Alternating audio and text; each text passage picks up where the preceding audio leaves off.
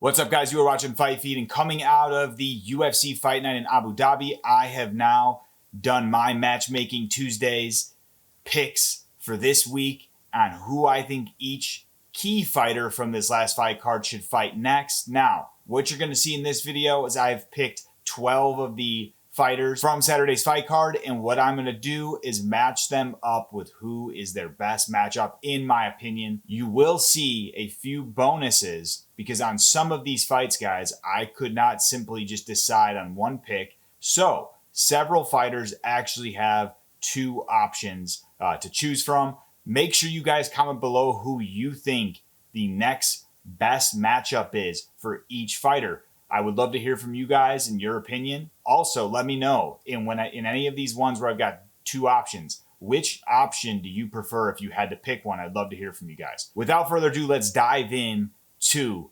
Matchmaking Tuesday's video. And there you have it. On the first matchup, guys, what I recommend, and this is what a lot of people have been recommending, is that RDR gets a win over Whittaker. Split decision, close fight, but I do, and just like many others, believe RDR should get the nod in the win here.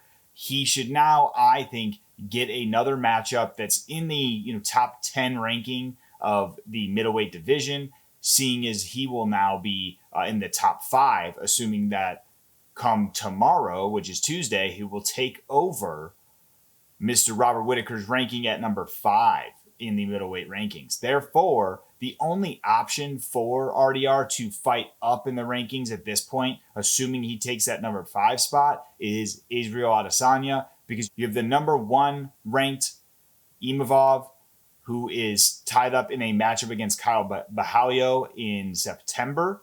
So that takes the number 1 and 6 out of the mix. Then number 2 is Sean Strickland.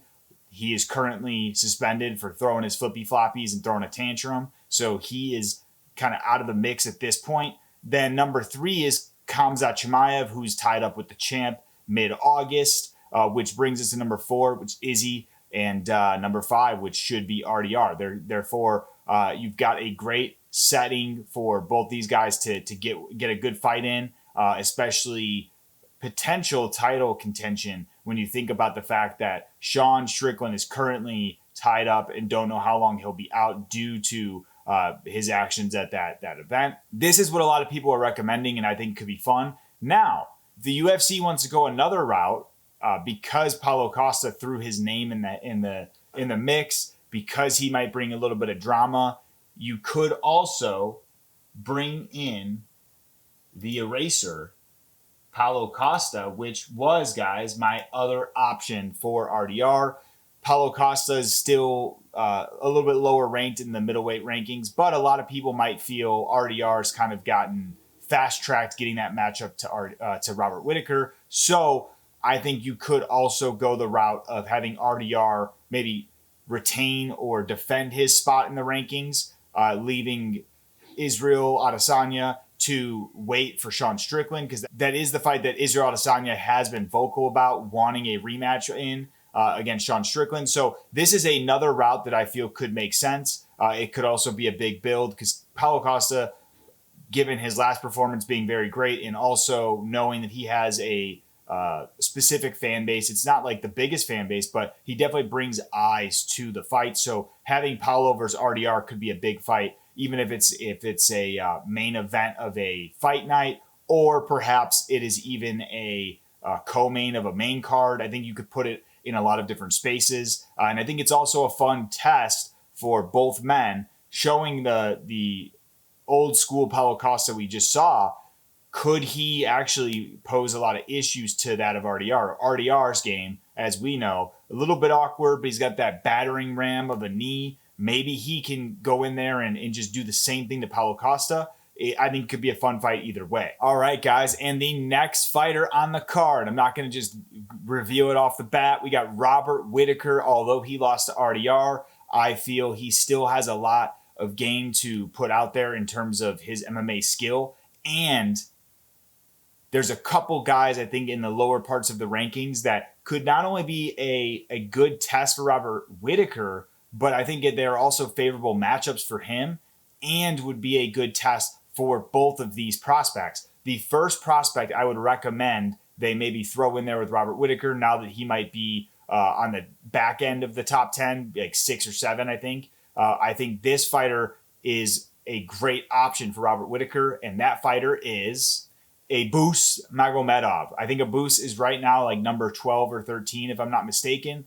I think giving him Robert Whittaker next could be a great test for him as a fighter in the lower part of the rankings. But then also, you have another fighter who just fought last week and is pretty much on that same schedule as Robert Whittaker now, that could also be looking for a big fight. Like I said, this would be a fight. Both these fights, I think, are good tests for the prospects and favorable for that of Robert Whittaker, especially if you're trying to, squeeze out a little bit more juice from the former champ. I think you could also throw in a Brendan Allen against Robert Whittaker. I think that could be a fun fight. And like I said, this is something that would be a good test for Brendan Allen, favorable matchup for Robert Whittaker, and could kind of be thrown into any fight card. I think you can mix it in anywhere, maybe even main event worthy of a fight night. So those are my options for Robert Whittaker. And I think MMA Guru said the same thing about Brendan Allen versus Robert Whittaker, which I was already thinking myself. But when I look at the rankings, I think you also have Abus Magomedov, who's right there as well, that could need a fight and would work well with Robert Whittaker's schedule, given that Abus didn't fight too long ago. It was about 3 months ago now, but still, you could probably get these guys in the same card. Plus, you could get a boost to do a Abu Dhabi fight card, which Robert Whittaker has said he really enjoys fighting there, so that could be another option as well. All right, guys, the next fighter on the fight card from Abu Dhabi that I have picked out is Petr Yan. Now, I feel like this one is a no-brainer for most of us MMA fans. I think the main option for Petr Yan is Merab Dvalishvili. I think that Petr should get whoever wins the next title matchup between Merab versus Corey. Assuming Merab isn't getting an immediate rematch, I feel he would be deserving of an immediate rematch. But even then, given the fact that Corey and Merab are pretty active fighters, you could even have, assuming if Merab lost and Corey won, you could have them do that rematch, and then still Petr Yan should get whoever wins this fight. I do think a lot of people are leaning heavy on Merab, but should it go the other way, I think you could also do the Corey Sandhagen for Petr Yan. And what's great about this matchup in matchmaking is that Petr Yan has a win over Corey.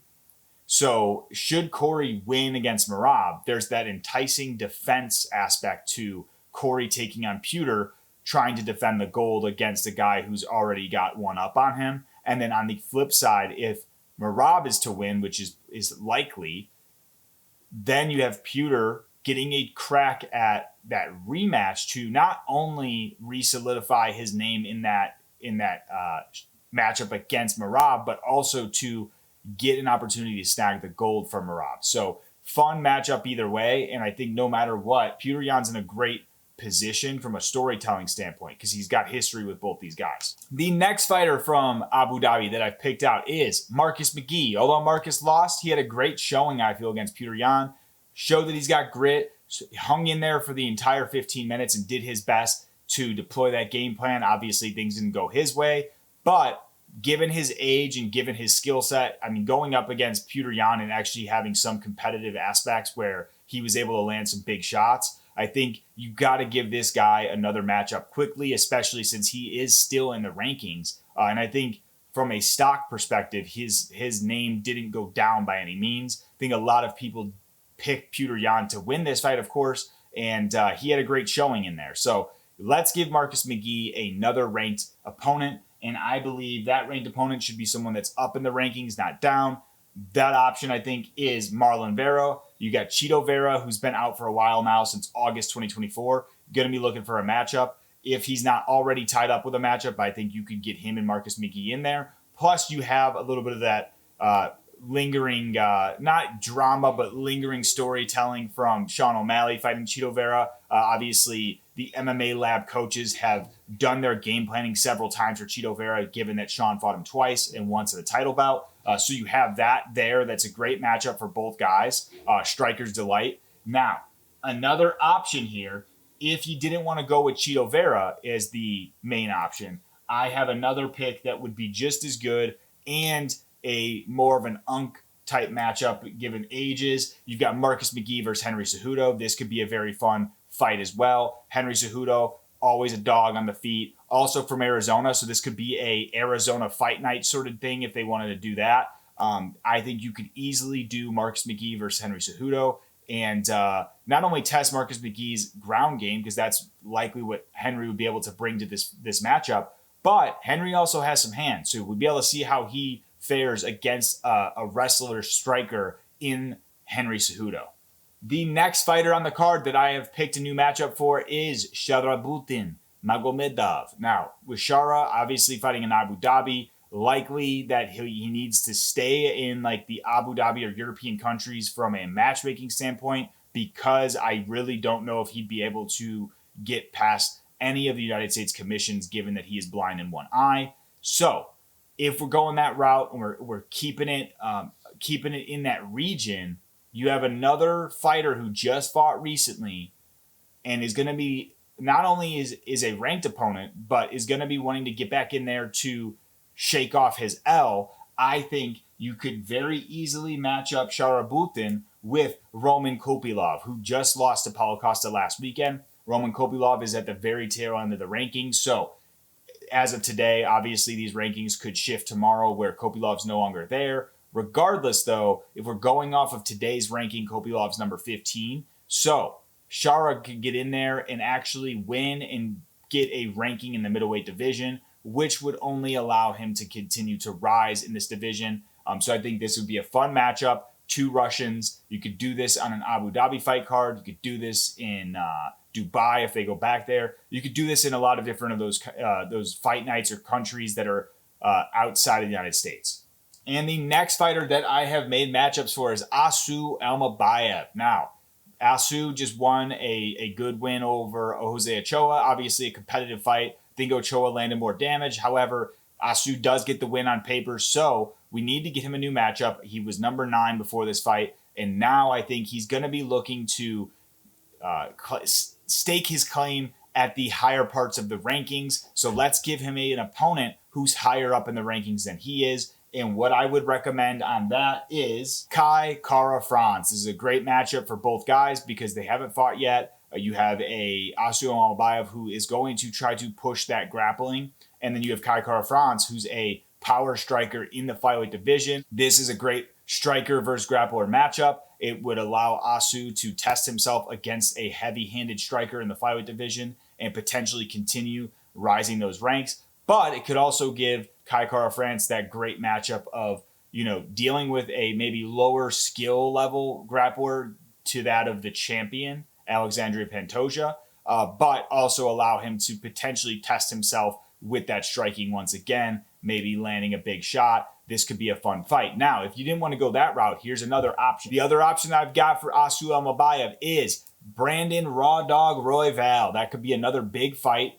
This could easily be a fight night co-main event, or maybe on a main card, but the very opener of the main card. Giving this, giving Asu Almabayev a chance to go up against one of the top guys in this division, and also giving Brandon Royval what might be a pretty favorable matchup to bounce back and get a win.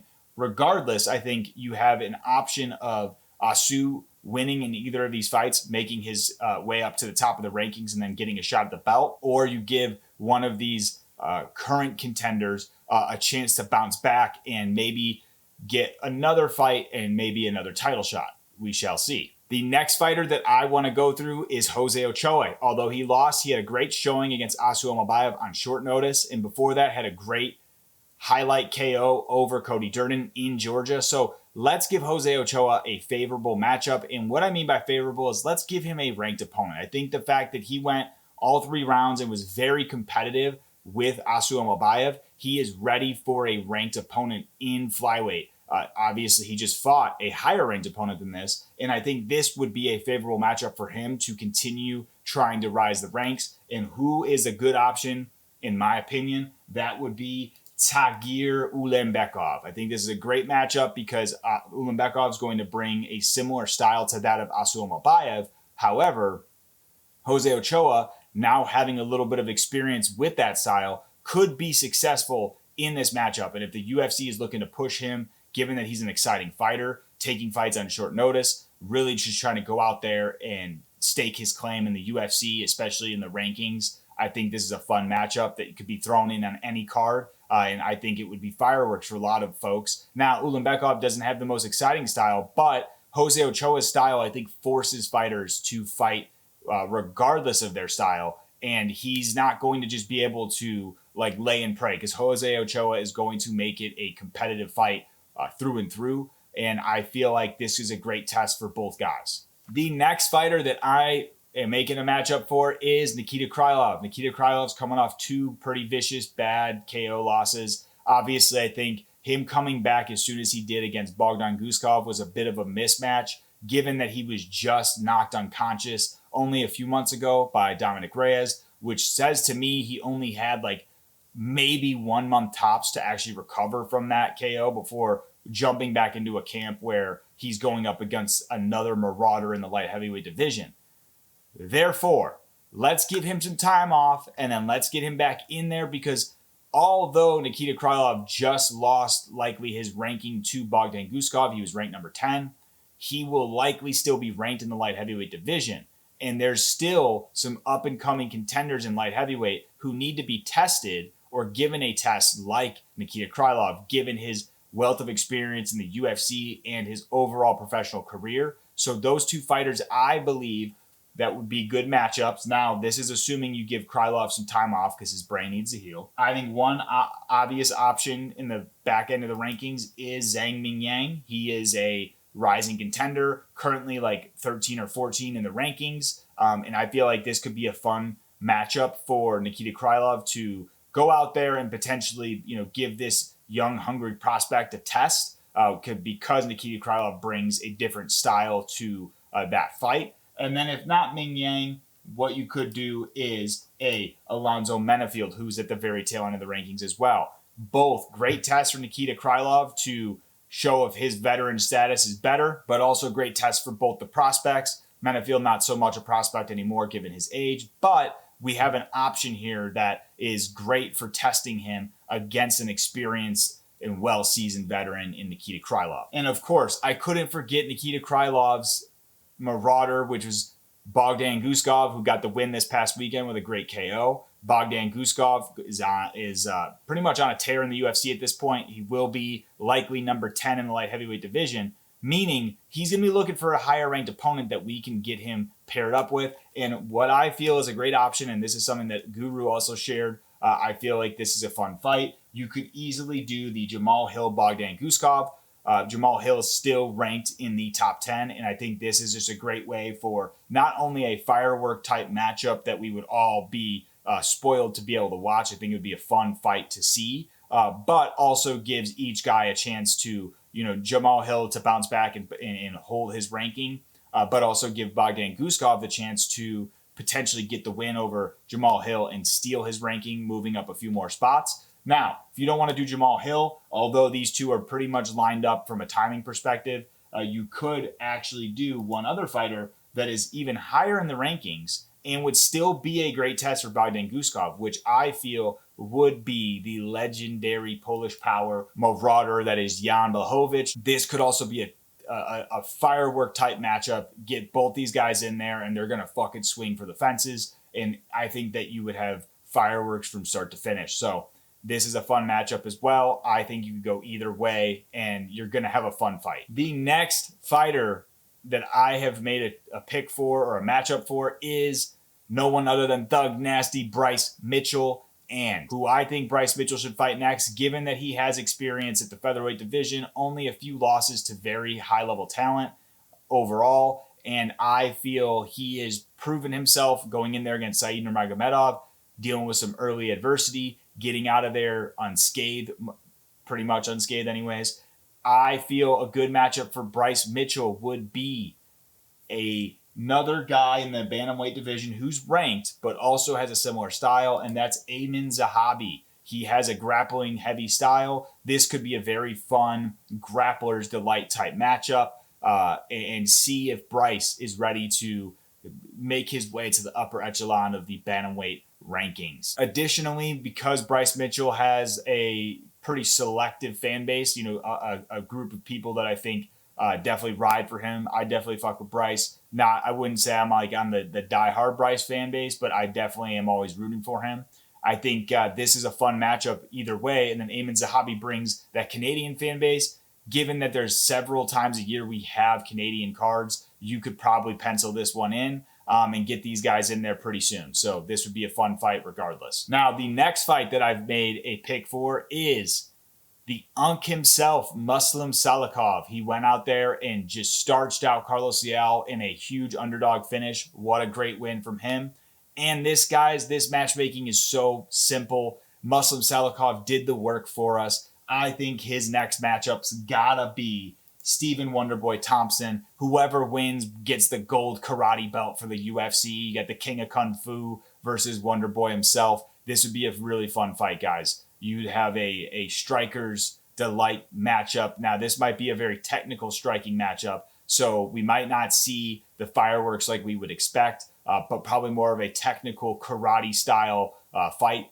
Regardless, you've got Muslim Salikov, who is the type of guy to go for finishes when he can. And Wonderboy, happy to fight and win on points, but also has that dog in him. He will go for the kill if it's there. So regardless, I think it'd be fun because you have two guys similar in age and style where it could either be a fight that's straight fireworks or like that technical masterclass style fight. Regardless, I think it's fun and it's matchmaking that makes sense. And finally, you guys thought I was going to forget the most important, and I've saved the best for last. Mr. Davy Grant himself, the Green Goblin, is going to be looking not only to get back in there, but get back in there with the ranked opposition. I gotta say, guys, I disagree with Guru's take. I saw his video. He has Davy Grant going up against another Unk. I disagree because I think this is the start of the Green Goblin title run. We're going to get Davy Grant in there with a ranked opponent, and I think that ranked opponent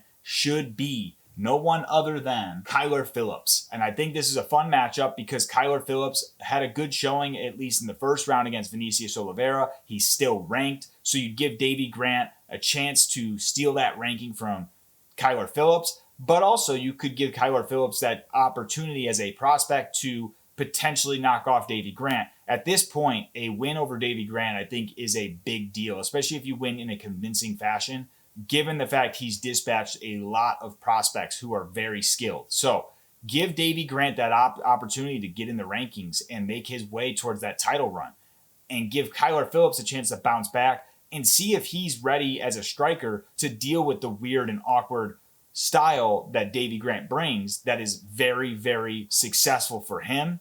And I feel like it would be a fun matchup because Davy Grant does not go in there and not scrap. The guy is always going to scrap it out. And I would love to see how Kyler Phillips deals with the puzzle that Davy Grant brings on the feet. Well, there you have it, guys. Those are all of my matchups for Matchmaking Tuesday. Let me know, like I said, what matchups you think make sense, which ones you prefer. I would love to hear from you guys in the comments. Make sure you give this video a like if you enjoyed, and please subscribe to Fight Feed and hit that notification bell so you can stay on top of all the new MMA content that I will be posting.